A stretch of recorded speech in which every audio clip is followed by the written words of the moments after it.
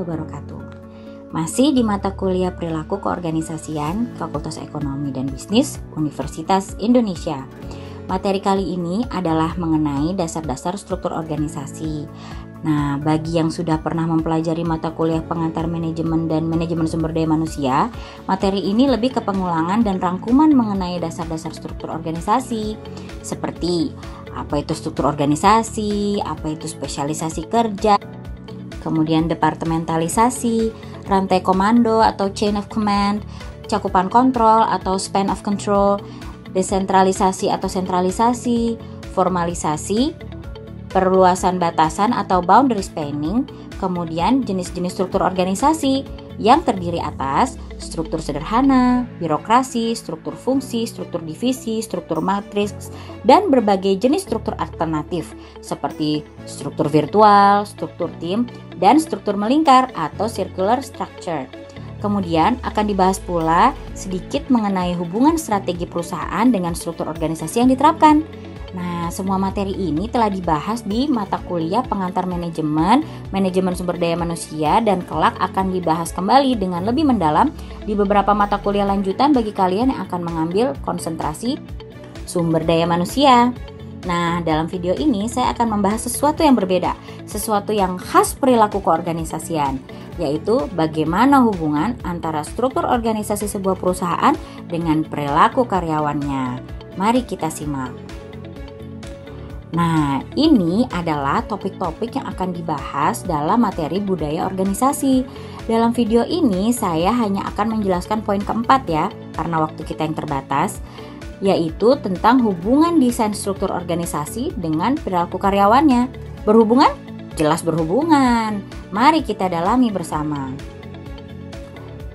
Ini adalah target yang kami dari tim dosen harapkan dapat kalian capai setelah mempelajari secara mendalam materi ini.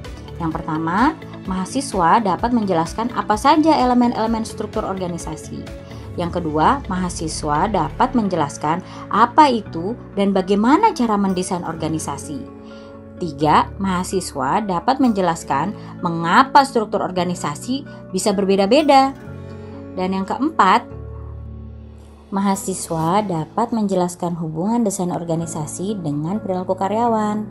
Baiklah, marilah kita mulai materi ini, yaitu hubungan desain organisasi dengan perilaku karyawan. Kalian tentu pernah melihat film atau mengetahui secara langsung bagaimana seorang anggota angkatan bersenjata atau tentara nasional bersikap, bukan? Banyak sekali contoh filmnya. Saya ambil contoh ya, misalnya Saving Private Ryan atau Forrest Gump. Sikap seorang anggota tentara adalah wajib patuh kepada atasannya, tidak berdebat dengan atasannya, dan melaksanakan tugas secepat dan seefisien mungkin. Seorang anggota harus terus berlatih fisik dan selalu berada dalam barisan. Dari segi pakaian, angkatan bersenjata umumnya memakai pakaian yang mendukung kenyamanan bergerak dan dapat berkamuflase dengan lokasi perang. Sebagai contoh, angkatan bersenjata Amerika Serikat memiliki seragam yang berwarna coklat keabuan karena beberapa tahun belakangan ini banyak berperang di daerah gurun di negara-negara Timur Tengah. Seragam angkatan bersenjata Indonesia lebih ke warna hijau biru gelap karena landscape Indonesia yang kebanyakan hutan. Mari kita ambil contoh struktur organisasi yang berbeda. Mari kita lihat film Suits atau The Good Wife yang menceritakan tentang kehidupan dalam firma hukum atau profesi pengacara. Setiap hari selalu ada perbedaan pendapat dan diskusi, pengambilan keputusan yang bisa jadi berseberangan dengan atasan, sikap kutu loncat atau mudah berpindah dari satu perusahaan ke perusahaan lain merupakan hal yang wajar. Dari segi pakaian, umumnya mereka memakai pakaian formal dan terlihat sangat rapi karena mereka harus terlihat profesional, memiliki kapabilitas, dan menarik di mata klien mereka. Ambil satu jenis struktur organisasi lain, perusahaan teknologi ya. Seperti dalam film The Social Network yang tentang pendirian Facebook, semua karyawan bebas bekerja dari mana saja dan berpakaian jeans dan kaos oblong, rambut berantakan, bekerja sambil makan, bebas sesukanya. Asalkan pekerjaannya dapat diselesaikan. Ya, begitulah struktur organisasi mempengaruhi perilaku karyawan. Dalam struktur organisasi angkatan bersenjata atau tentara, biasanya bentuk struktur organisasinya adalah struktur birokrasi yang cenderung sederhana dengan span of control yang terbatas, dengan desain yang mekanistik. Karena tujuannya adalah para anggota menyelesaikan tugas yang ditentukan dengan cara yang ditentukan seefektif dan seefisien mungkin. Senjata mereka adalah fisik yang fit dan kelengkapan persenjataannya. Anggota dilarang berpendapat atau membuat keputusan yang berbeda dari perintah atasan. Sebagai penyeimbang, anggota tidak perlu bertanggung jawab atas keputusan yang dibuat oleh atasannya. Bila terjadi hal yang dianggap melanggar hukum atau peraturan, maka atasannya lah yang bertanggung jawab penuh atas tindakan anggotanya.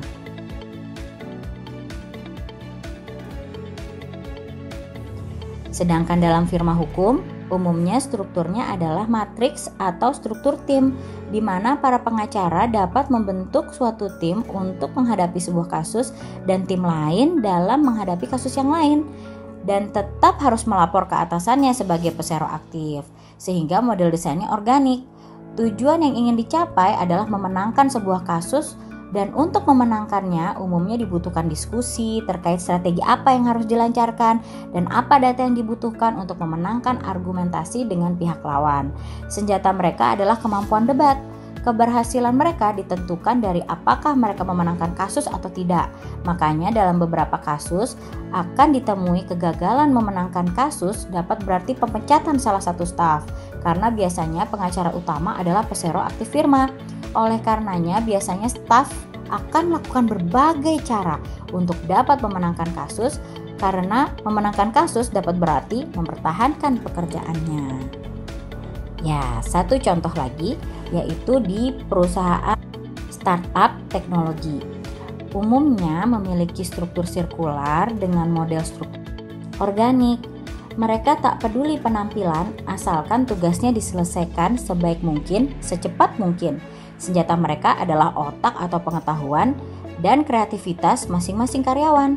Keberhasilan mereka adalah keberhasilan bersama.